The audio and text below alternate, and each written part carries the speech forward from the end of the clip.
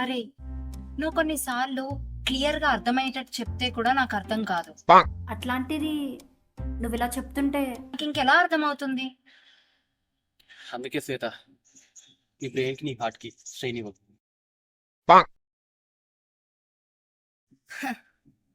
హా, మన కిషోర్ లేడు, వాడు వన్ వైఫ్ డివోర్స్ అప్లై చేశారంట. ఓ, ఇప్పుడు ఆ టాపిక్ ఎందుకు వచ్చింది?